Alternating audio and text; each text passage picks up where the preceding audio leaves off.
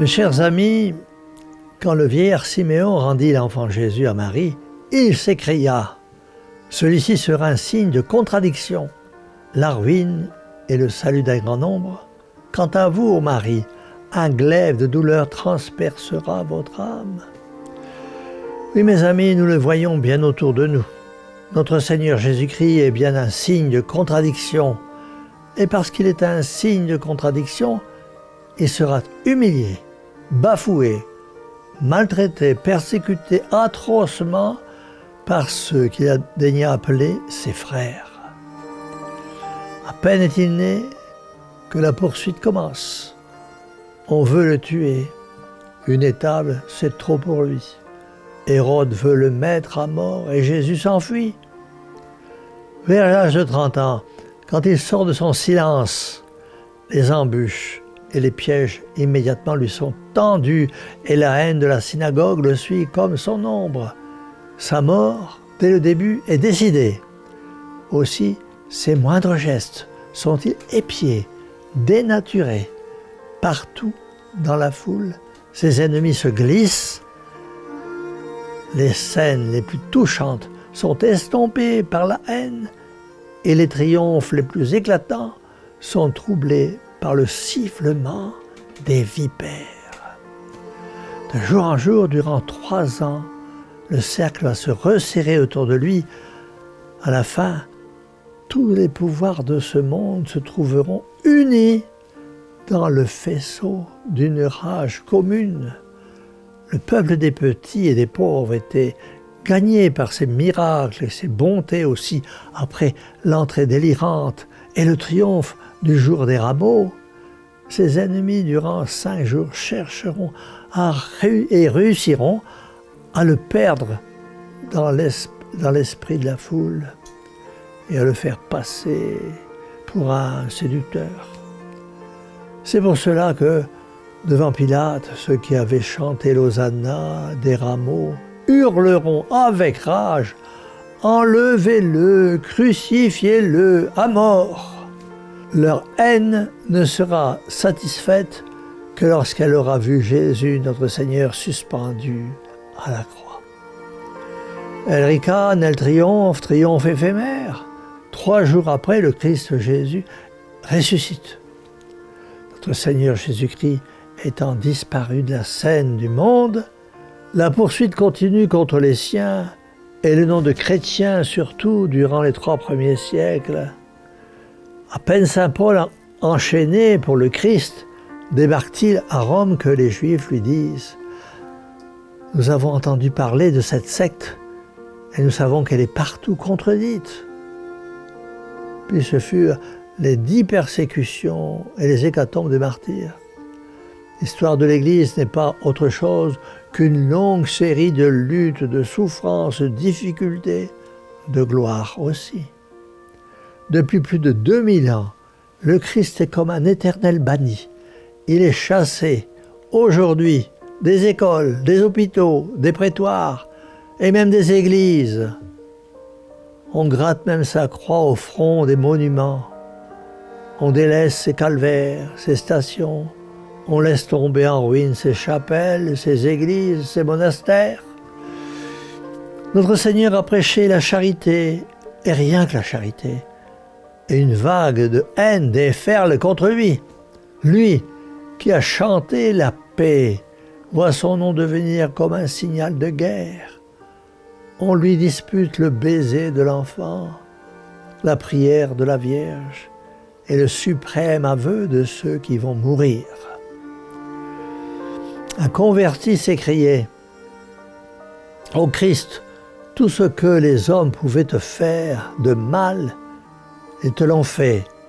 Nous tous, et celui qui te parle aussi bien que les autres, nous le savons très bien. Nous l'avons fait. Des millions de Judas t'ont embrassé après t'avoir vendu. Des légions de pharisiens et de caïphes t'ont jugé malfaiteur, digne de la croix.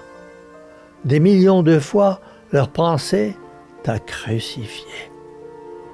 Des milliers de Pilates, peignés, rasés, parfumés d'onguents, t'ont livré des milliers de fois au bourreau après avoir reconnu ton innocence. Nous sommes bien là en face d'un fait mystérieux qu'il faut essayer d'éclaircir, car cet acharnement contre un être si bon, si doux, si grand, si séduisant, ne peut pas naturellement s'expliquer. Or voici, d'après Jésus lui-même, les motifs d'un sentiment qui nous étonne et qui nous trouble. Le monde me hait parce que j'atteste que ses œuvres sont mauvaises. Vous êtes d'en bas et moi je suis d'en haut. Vous êtes du monde et moi je ne suis pas du monde. Commentant ces paroles, le célèbre orateur français, l'évêque Bossuet, ajoute: voilà 3 paroles du Fils de Dieu qui contiennent les raisons pour lesquelles les hommes n'ont pu le souffrir. Ils sont superbes et dans leur orgueil, ils ne veulent pas s'humilier pour recevoir les sublimités qu'il annonce. Ils sont charnels et sensuels et ils ne veulent pas se dépouiller de leur appétit pour entrer dans les choses spirituelles où notre Seigneur veut nous faire entrer. Ils sont vicieux et corrompus et ne veulent pas souffrir d'être repris par la vérité. Ainsi donc, c'est surtout l'orgueil et la sensualité qui dresseront toujours devant Jésus ces formidables remparts de la haine. Et tant que ces 2 monstres régneront sur la terre, notre Seigneur sera toujours le séducteur, celui qu'il faut poursuivre jusqu'à la mort.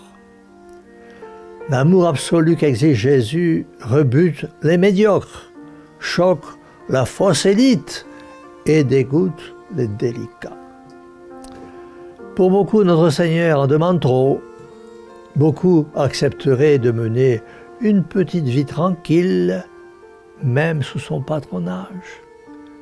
Mais ces mots de pénitence, de pureté, d'humilité, qui reviennent sans cesse dans son enseignement, sont durs à entendre et plus durs encore à pratiquer. On sait bien que le Christ, ce signe de contradiction, est aussi un signe de vérité. Mais la vérité coûte trop cher. On ne veut pas la payer à sa juste valeur. Aussi le Christ restera planté à travers le monde comme un signal divin qui attire et qui repousse, qui attire les âmes nobles et généreuses, qui repousse les orgueilleux, les lâches et les sensuels. Le monde cherche toujours la facilité. Entre Jésus et la volupté, le monde choisira la volupté comme Hérode. Entre Jésus et l'argent, le monde choisira l'argent comme Judas. Entre Jésus et leur situation, le monde choisira l'amitié du pouvoir de Pilate. Entre Jésus et les exigences de leur passion, le monde choisira les passions, comme les Juifs ont choisi Barabbas. Et sont des milliers à vouloir encore de nos jours, et plus qu'à d'autres époques, détruire le Christ et sa doctrine. Et l'Internet est devenu une puissance démoniaque qui pousse les âmes à la révolte contre Dieu, contre l'humanité, la morale, le christianisme, et prône le mensonge, la sexualité à l'extrême, pour qu'ainsi le Christ Jésus et son évangile ne soient plus suivis ni respectés. C'est pourquoi le monde est triste et si décadent. Toutes les forces humaines se sont essayées contre le Christ et sa doctrine.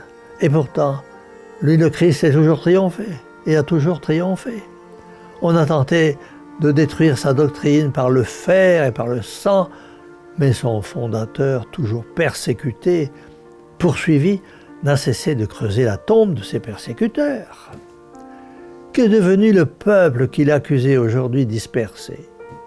Qu'est devenue la Rome païenne? Elle est morte dans une orgie. Que sont devenus les déicides? Judas s'est pendu. Pilate et Caïphe exilés ont fini, dit-on, par demander au suicide l'oubli de leurs crimes. Que sont devenus tous les persécuteurs? L'histoire en main, on pourrait suivre les traces de leur décadence et de leur triste fin. Un volume entier ne suffirait pas à montrer le signe de contradiction sculpté au front des ennemis du Christ. Permettez-moi de vous donner ici un seul exemple, un seul nom. Napoléon à Fontainebleau, en France, l'empereur, irrité, en arrive aux menaces. Mais le pape prisonnier lui réplique tranquille « Je mets vos menaces au pied du crucifix ». Et Napoléon de répondre « Sottise, votre réponse n'est que sottise ». Et le pape de répondre « Empereur, taisez-vous, l'ancien Dieu vit encore, il vous brisera quand la mesure sera pleine. » Peu après, la mesure était pleine. L'aigle blessé à mort mourait à Sainte-Hélène.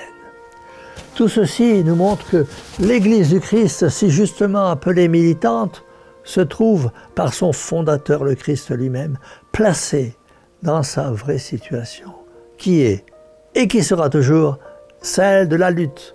Sa destinée n'est pas de dominer, mais de combattre et de souffrir. Sans doute c'est dur de combattre toujours et de voir indéfiniment renaître les calomnies, les attaques, les haines, les persécutions contre l'Église et ses enfants. Mais c'est notre destinée pour aller au ciel. Il nous faudra toujours, plus ou moins, passer par le calvaire comme notre Maître et Seigneur. Les ennemis de la Sainte Église du Christ s'acharnent et s'acharneront toujours pour la démolir de l'intérieur ou de l'extérieur, avec une furie inouïe. Mais l'Église, signe de contradiction, est éternelle. L'Église de toujours est inébranlable. Semblable à la tour de Pise, l'Église de toujours est parfois inclinée par le vent des tempêtes, mais jamais elle ne perd son centre de gravité, cette pierre angulaire sur laquelle elle est bâtie. Elle peut pencher, elle ne tombera jamais, car elle possède 3 forces sur lesquelles elle doit toujours compter. Le temps, Marie, la mère de l'Église, et les promesses divines. Si notre Seigneur peut être une cause de ruine pour certains, est aussi et sera toujours une cause de salut pour un grand nombre. Ne nous laissons pas ébranler par les hurlements qui peuvent sortir du cortège de la haine. Sachons voir aussi ces adorations fortes et puissantes, cet amour passionné qui s'exhale du cortège de l'amour. Devant Dieu, un grain d'amour pèsera toujours plus qu'1 kilogramme de haine. En ces temps difficiles que nous traversons actuellement, où par tous les moyens on veut effacer la divinité du Christ et sa personne tout entière, plus que jamais nous, chrétiens, nous devons prier, nous sacrifier et vivre davantage dans la charité, la pureté, le travail bien fait et le désir de mieux faire. Ayons recours à Marie, celle qui est belle comme la lune et terrible comme une armée rangée en bataille, et qui déjà a écrasé la tête du serpent, et nous sommes certains qu'avec elle, la mère de l'Église, le triomphe arrivera malgré tout et malgré tous. C'est pourquoi nous lui disons, Mère au cœur douloureux et immaculé, sauvez-nous. Et que la bénédiction du Dieu Tout-Puissant, Père, Fils et Saint-Esprit, descende sur vous tous et y demeure à jamais. Ainsi soit-il.